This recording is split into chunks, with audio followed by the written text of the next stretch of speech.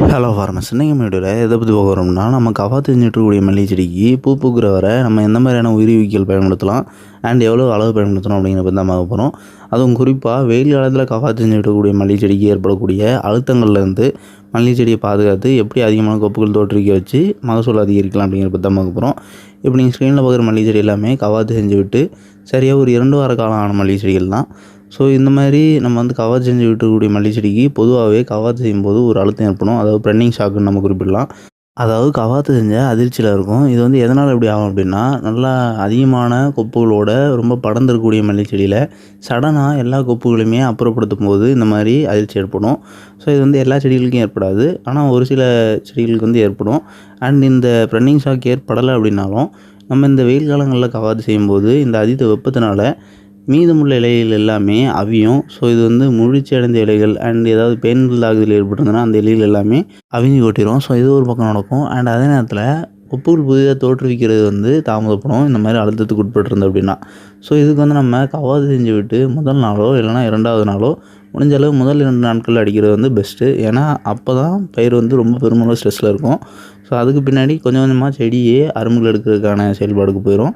இருந்தாலும் கூட நீங்கள் வந்து இந்த கவாத்து செஞ்ச அன்னைக்கோ இல்லை நெக்ஸ்ட் டேவோ நீங்கள் வந்து உயிர்விக்கி ஸ்ப்ரே பண்ணணும். என்ன உயிர்விக்கி அப்படின்னா இசைபியான், அதாவது சிஞ்சண்டா பிராண்டை அந்த இசைபியான் அப்படிங்கிற பெஸ்ட்மெண்ட் தான்.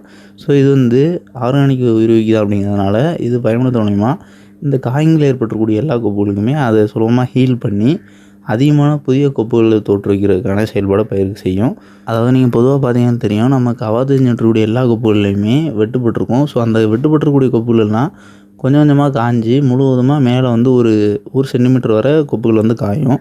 ஸோ அப்படி காஞ்சதுக்கு பிறகு தான் அதிகமான கொப்புகள் வந்து வேகமாக தோற்றுவிக்கும். அதாவது அரும்புகள் எல்லாமே நம்ம கவாத்து செஞ்சுட்டு 4வது நாட்கள் வெளியே வர ஆரம்பிச்சிடும். ஆனால் அதோட வேகம்னு பார்க்கும்போது கவாத்து செஞ்சு அழுத்தத்துக்கு உட்பட்டுக்கூடிய மல்லிகை செடிகள் வந்து தாமதப்படும். ஸோ அந்த வேகத்தை அதிகரிக்கிறதுக்கும் கவாத்து செஞ்சு விட்ட மல்லிகை செடிக்கு ஏற்படக்கூடிய அழுத்தத்திலேருந்து மல்லிகை செடியை சுலபமாக மீட்டெடுத்து அதிகமான கொப்புகளை தோற்றுவிக்க செய்யும். ஸோ இதன் மூலயமா கவாத்து செஞ்ச பிறகு மல்லிகை செடிக்கு ஏற்படக்கூடிய அழுத்தத்திலேருந்து மல்லிகை செடியை காப்பாற்றிடலாம்.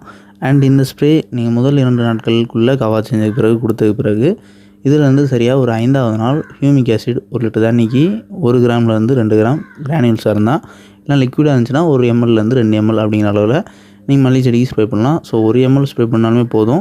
ரொம்ப ஸ்ட்ரெஸ்ஸாக இருந்துச்சு அப்படின்னா நீங்கள் வந்து 2 கிராமோ 2 ml பயன்படுத்தலாம். ஸோ இது வந்து 5வது நாள் நீங்கள் வந்து ஸ்ப்ரே பண்ணணும். இது ஸ்ப்ரே பண்ணதுக்கு பிறகு மல்லிகை செடியில் வேர் வளர்ச்சி அதிகமாகும். ஸோ வேர் வளர்ச்சி அதிகமாகிற மூலயமா இன்னுமே அதிகமான ஊட்டச்சத்து மண்ணிலேருந்து மல்லிகை செடி வந்து உறிஞ்செடுக்கும். ஸோ இப்படி நடக்கும்போது ஆல்ரெடி துளிர்ச்சிருக்கக்கூடிய கொப்புகளோட வளர்ச்சி வந்து அதிகமாக இருக்கும், மேலும் அதிகமான கொப்புகள் துளிர்விக்கும். அண்ட் இது நடந்துகிட்ருக்கூடிய அதே சமயத்தில் நீங்கள் வந்து இந்த ஸ்ப்ரே கொடுத்ததுலேருந்து சரியாக 5வது நாளோ இல்லைனா 6வது நாளோ 3வது ஸ்ப்ரே கொடுக்கும்போது மறுபடியும் இசைபியான் 1 லிட்டர் தண்ணிக்கு 2 ml அப்படிங்கிற இதில் நீங்கள் ஸ்ப்ரே பண்ணணும். ஸோ இந்த 3வது ஸ்ப்ரே தான் ரொம்ப முக்கியமான ஸ்ப்ரே. எதனால் அப்படின்னா இந்த கவாத்து செஞ்சு விட்டதுக்கு பிறகு 10 நாட்களுக்கு பிறகு தான் உங்களுக்கு வந்து அதிகமான கொப்புகள், அந்த பூக்கள் எடுக்கிறதுக்கான கொப்புகள் வந்து அதிக அளவு வளரும். ஸோ இந்த டைமில் நம்ம அதிகமான கொப்புகள் தோற்றுவிக்கிறது தான் ரொம்ப முக்கியமான விஷயம். ஸோ ஃபஸ்ட் எடுக்கக்கூடிய அரும்புகள் வந்து எங்கெங்கெல்லாம் அரும்பு எடுக்கக்கூடிய இடமா இருக்கோ அங்கெங்கெல்லாம் அரும்புகள் வந்து கொப்புகள் வெளியே வரும். ஸோ இது வந்து ஃபஸ்ட்டு ஸ்ப்ரே நம்ம கொடுக்குறது அதுக்கானதாக இருக்கும். செகண்ட் ஸ்ப்ரே வந்து அந்த கொப்புகளோட வளர்ச்சிக்கும் நியூட்ரியன்ட் அப்டேக்கும் ரூட் க்ரோத் வேர்கள் வளர்ச்சிக்கும் நம்ம கொடுக்குறதா இருக்கும். அண்ட் தேர்ட் ஸ்ப்ரே வந்து திருப்பி ஆல்ரெடி தோற்றுவிச்சிருக்கக்கூடிய கொப்புகளில் பக்கைகளில் தோற்றுவிக்கிறதுக்கும் இன்னுமே கொப்புகள் எடுக்காத இடத்துல அதிகமான கொப்புகள் எடுக்க வைக்கிறதுக்கும் உதவும்.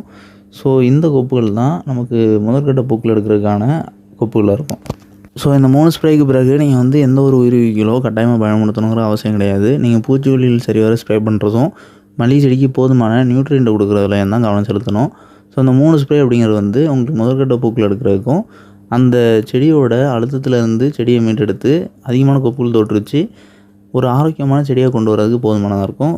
ஸோ இந்த 3 ஸ்ப்ரேயில் நீங்கள் கவனமாக பூச்சிக்கொல்லிகள் ஸ்ப்ரே பண்ணுறது காட்டிலும் இந்த 3 ஸ்ப்ரேக்கு பிறகு, அதாவது ஒரு 15 நாள் அப்படிங்கிற அளவில் நீங்கள் பூச்சிக்கொல்லி ஸ்ப்ரே பண்ணுறதுலாம் ரொம்ப முக்கியமான கவனம் செலுத்தணும். ஏன் அப்படின்னா இந்த 10 நாட்கள் அப்படின்னு பார்க்கும்போது அரும்புகள் வெளியே வந்திருக்கும், இலைகளை உண்ணக்கூடிய புழுக்கள் வரலாம், இல்லைனா சாரஞ்சும் பூச்சிகள் தாக்குதல் ஏற்படலாம், பேன்கள் தாக்குதல் ஏற்படலாம். ஆனால் இதெல்லாம் காட்டிலும் மொட்டுப்புழு அப்படின்னு பார்க்கும்போது இருக்கிறதுக்கு வாய்ப்பு இருக்காது. ஆனால் இதுவே இந்த 10 நாட்கள் தாண்டி புதிய அரும்புகள்லாம் எடுத்து அதில் சிறிய சிறிய மொட்டுகளாக இருக்கும்போது இந்த 15வது நாள் அதுக்கு மேற்கொண்டு இருக்கக்கூடிய எல்லா நாட்களுமே மொட்டுகளை பாதுகாக்கிறதுல தான் நம்ம வந்து கவனம் செலுத்தணும். ஸோ அதுக்கான பூச்சிக்கொல்லிகளை சரிவர ஸ்ப்ரே பண்ணுற மூலிமா நம்ம வந்து மகசூலை சரிவர எடுக்க முடியும்.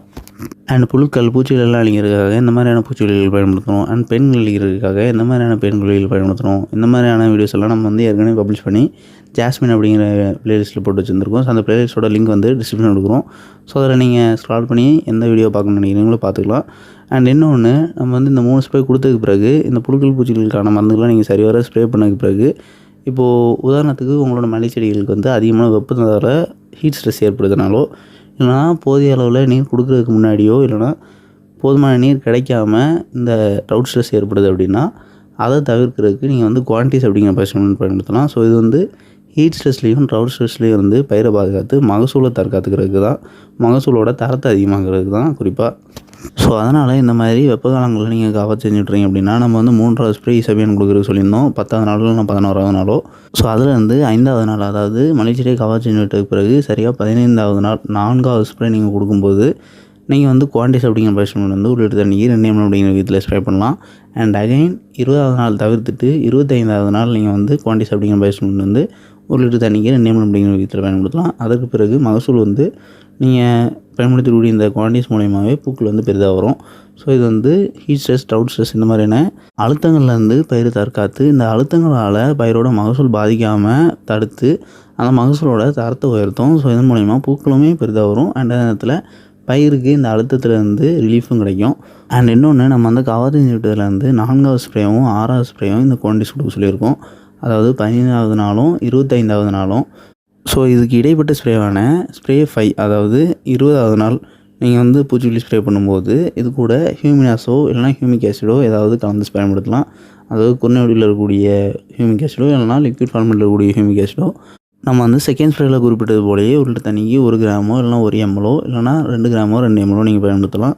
அண்ட் நம்ம குறிப்பிட்டிருக்கக்கூடிய வழிமுறைகளில் நீங்கள் இந்த உயிரிவிகள்லாம் சரிவர அதுக்கான நாட்களில் கரெக்டாக பயன்படுத்தி புழுக்கள், பூஞ்சை நோய்கள், பெண்குள்ளி இந்த மாதிரியானதெல்லாம் சரிவர பயன்படுத்தி மல்லிகை செடிக்கு போதுமான உரங்கள், உரச்சத்துக்கள் எல்லாமே கொடுத்தீங்க அப்படின்னா மல்லிகை செடியில் பூக்கள் வந்து கவர் செஞ்சதுக்கு பிறகு 1 மாதத்துக்கு பிறகு நல்ல பூக்கள் வரும். அதாவது பூக்கள் நல்ல தரமாகவும் பெரிதாகவும் வரும், மல்லிகை செடிக்கு எந்த ஒரு பாதிப்பும் இல்லாமல்.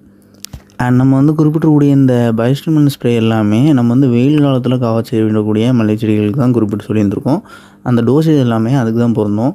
ஸோ இது மழை காலத்துலேயோ பனி காலத்துலேயோ கவர் செய்யும்போது இந்த ஃபார்முலேஷன், அதாவது இந்த டோசேஜும் இந்த ஆர்டர் வந்து கொஞ்சம் மாறும். ஏன் அப்படின்னா இந்த இசபியன் வந்து அதிகமான கொப்புகள் தொற்றிக்கும். வெயில் காலத்தில் அதிகமான டெம்பரேச்சர் இருக்கும்போது பெரும்பாலான கொப்புகளில் மொட்டுகள் வரும். ஆனால் இதே மழைக்காலமோ இல்லை பனிக்காலமோ இருந்துச்சுன்னா கொடி கொப்புகள் ரொம்ப அதிகமாக இருக்கும். ஸோ அதனால் இந்த இசபியன் பயோஸ்டிமுலண்டோட டோசேஜ் வந்து வேரி ஆகும். ஸோ இது வந்து நீங்கள் மல்லிகை செடியை வெயில் காலத்தில் கவர் செஞ்சு விட்டு பராமரிக்கிறவங்களுக்கு கரெக்டாக பொருந்தும். அண்ட் இந்த வீட்டில் டவுட் இருந்துச்சுன்னா கமெண்ட் பண்ணுங்கள். அண்ட் நம்மளோட அக்ரி சேனலில் நீங்கள் புதிய வீடியோ பார்க்கக்கூடிய சேனல் அப்படின்னா நம்மளோட சேனலை மறக்காமல் சப்ஸ்கிரைப் பண்ணிக்கிங்க.